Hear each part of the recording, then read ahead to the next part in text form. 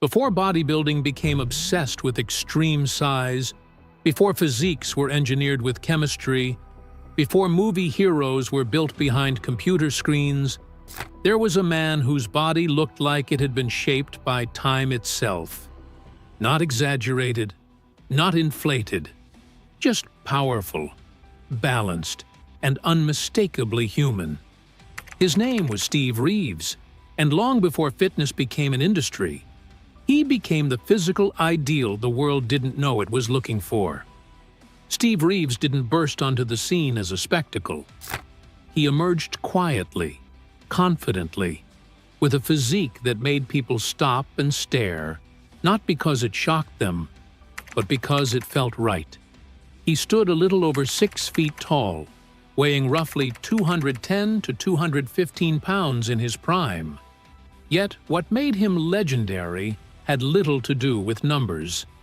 His shoulders were broad and round, his chest full and lifted, his arms thick without being overpowering, and his waist remarkably small.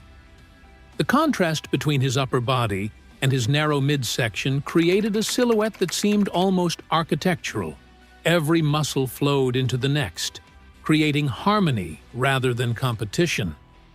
His body didn't look built for a moment. It looked built to last. Born in 1926 in California, Reeves grew up athletic, but not unusually muscular.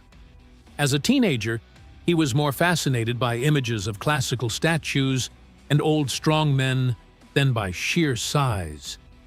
He admired bodies that looked functional, heroic, and proportional. When he began weight training seriously in his mid-teens, his goal was never to become the biggest man in the room. His goal was to become the best version of himself, physically complete from every angle.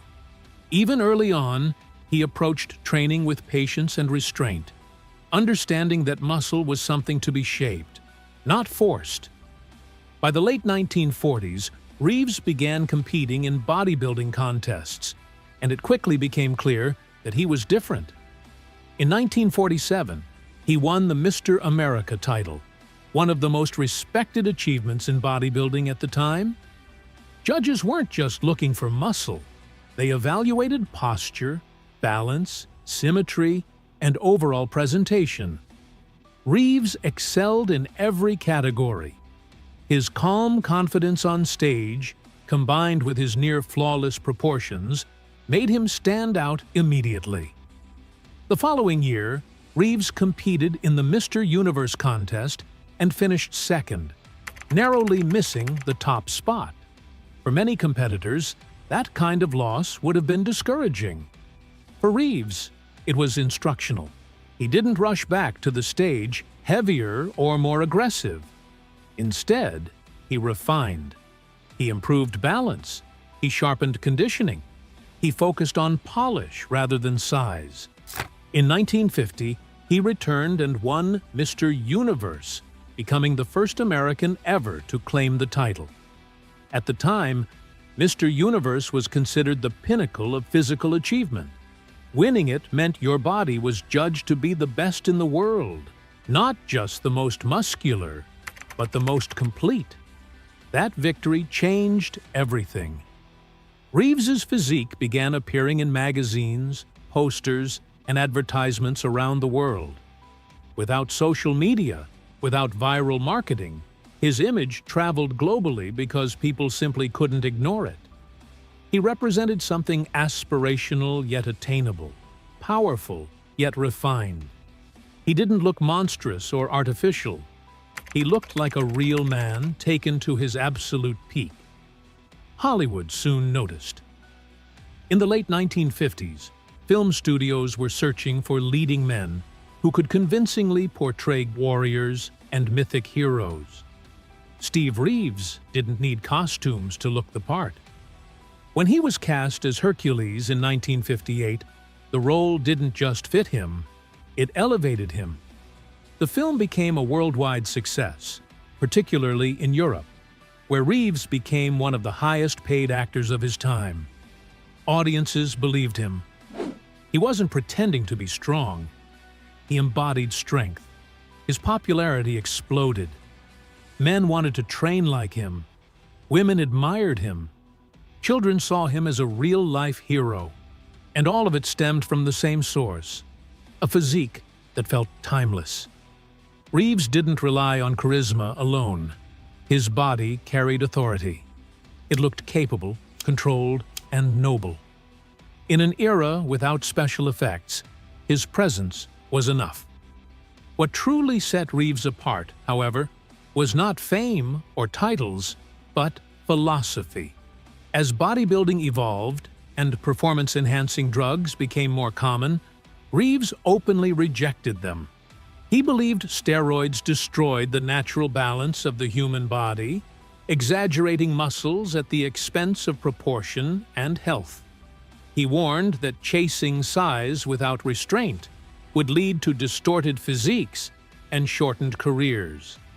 At a time when many competitors quietly embraced chemical enhancement, Reeves stood firm in his belief that the body should be developed naturally and intelligently.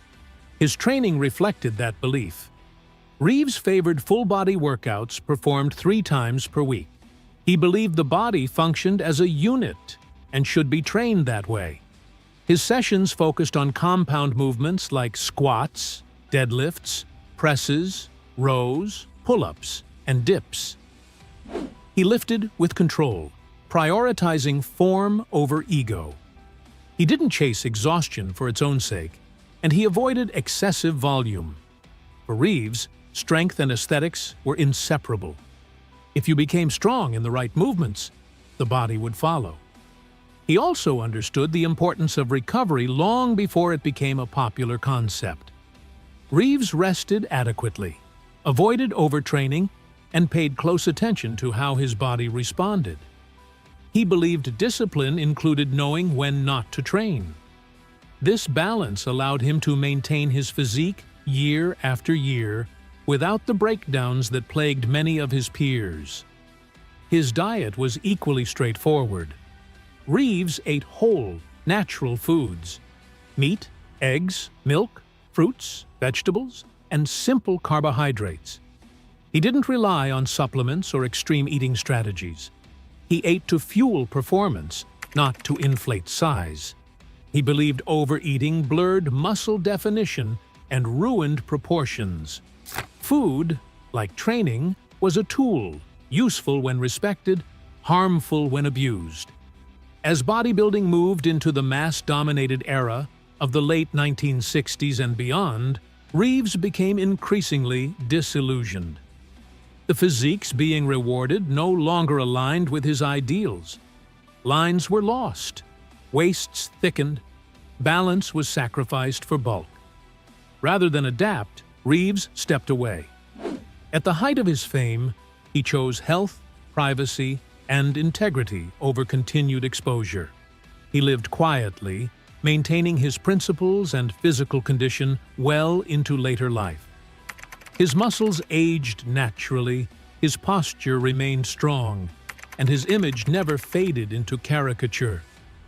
Decades later, new generations discovered him through old photographs and films, often stunned that such a physique existed long before modern enhancement.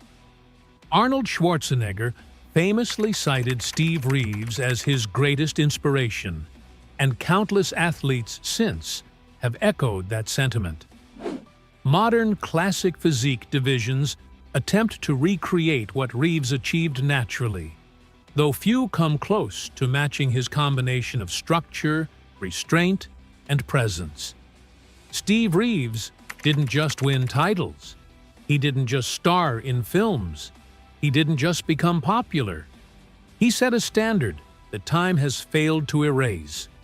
He showed the world that muscle could be elegant, that strength could be beautiful, and that discipline mattered more than excess.